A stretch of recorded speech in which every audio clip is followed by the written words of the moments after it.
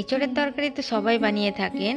ডাঁটা দিয়ে এঁচোড়ের এইভাবে একবার রান্না করে দেখুন, খেতে কতটা দুর্দান্ত লাগে।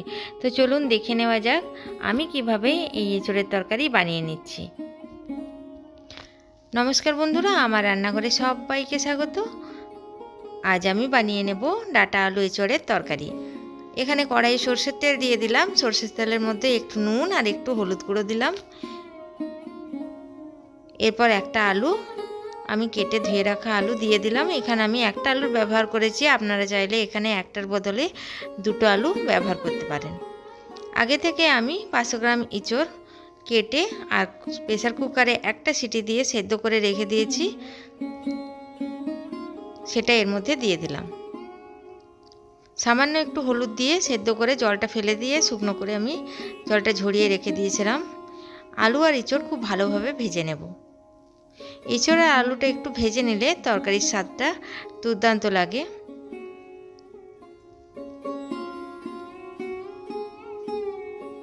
পাঁচ মিনিট ধরে একটু ভেজে নেব। এঁচোড় আলু ভাজা হয়ে গেছে। এরপর কড়াইয়ে আর একটু সরষের তেল দিলাম। এখানে আমি 4 চামচ তেলের ব্যবহার করলাম। দিয়ে দিলাম হাফ চামচ গোটা জিরে, এলাচ, লবঙ্গ, দারচিনি, দুটো শুকনো লঙ্কা আর একটা ফাটিয়ে নেওয়া তেজপাতা। ফোড়নটা বেশ গরম হয়ে গেছে, ফোড়ন থেকে সুগন্ধ বেরিয়েছে। এরপর কেটে ধুয়ে রাখা একটা পেঁয়াজ, বড় সাইজের পেঁয়াজ কুচি আমি দিয়ে দিলাম। পেঁয়াজটা ব্রাউন কালার হওয়া পর্যন্ত ভেজে নেব। এঁচোড়ের এই রান্নাটা একবার বানিয়ে দেখবেন, খেতে দুর্দান্ত লাগবে। এটা ভাত, রুটি সব কিছুর সাথেই খেতে দারুণ লাগবে। পেঁয়াজটা বেশ ভালোভাবে ভাজা হয়ে যাওয়ার পর এখানে একটা টমেটোর ব্যবহার করলাম। এখানে আমি একটাই টমেটো ব্যবহার করলাম। দিয়ে দিলাম কিছু গুঁড়ো মশলা, দিয়ে দিলাম পরিমাণ মতো নুন, পরিমাণ মতো হলুদ গুঁড়ো, 2 চামচ জিরে গুঁড়ো, 2 চামচ ধনে গুঁড়ো,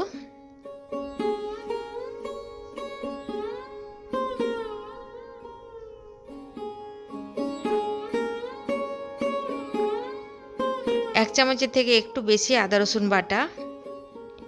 সজনে ডাঁটাগুলো আগে থেকে আমি ধুয়ে কেটে রেখে দিয়েছি। আর দিয়ে দিলাম অল্প একটু চিনি।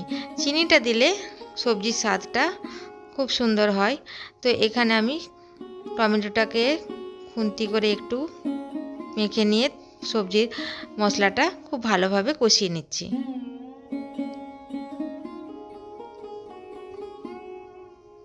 মশলাটা যত ভেজে নেব সবজির স্বাদটাও তত সুন্দর হবে। দিয়ে দিলাম কেটে রাখা ডাঁটা। ডাঁটাগুলো আমি তেলে ভেজে নিই না, ডাঁটাগুলো তেলে ভাজলে একটু তেতো ভাব আসে, ওই জন্য মশলার সাথে খুব ভালোভাবে ডাঁটাগুলো ভেজে নেব।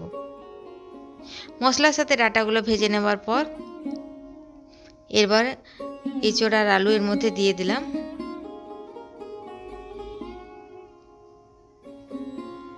মশলার সাথে সব সবজিগুলো খুব ভালোভাবে ভেজে নেব। অল্প একটু জল দিয়ে 5 মিনিট ধরে সবজিটা ভেজে নেব।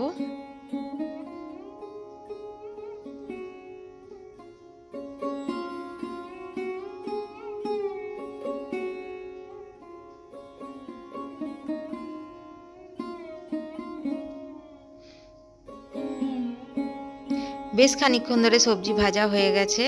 এরপর বেশ খানিকটা জল এর মধ্যে দিয়ে দিলাম। এখানে 2 কাপের মতো জল আমি দিয়ে দিলাম, যেহেতু সবজিটা একটু ঝোল ঝোল হবে। কম আঁচ করে ঢাকা দিয়ে রেখে দেবো 5 থেকে 7 মিনিটের মতো, কারণ এখানে ডাঁটাগুলো সেদ্ধ আমার হয়নি। তো সেদ্ধ করার জন্য কম আঁচে ঢাকা দিয়ে রেখে দিতে হবে।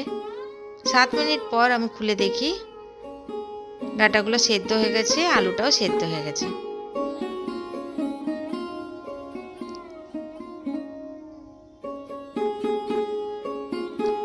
এরপর কালারের জন্য দিয়ে দিলাম 1 চামচ ছোটো চামচের শুকনো লঙ্কার গুঁড়ো, কাশ্মীরি লঙ্কার গুঁড়ো, আর দিয়ে দিলাম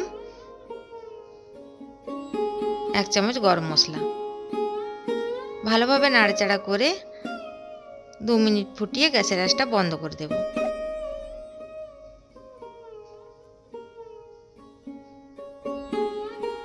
তৈরি হয়ে গেল সুন্দর স্বাদের ডাঁটা আলু এঁচোড়ের তরকারি। আমার এই এঁচোড়ের তরকারি যদি ভালো লাগে আমার চ্যানেলটিকে সাবস্ক্রাইব করার জন্য অনুরোধ রইল, সঙ্গে একটি লাইক করে দেবেন।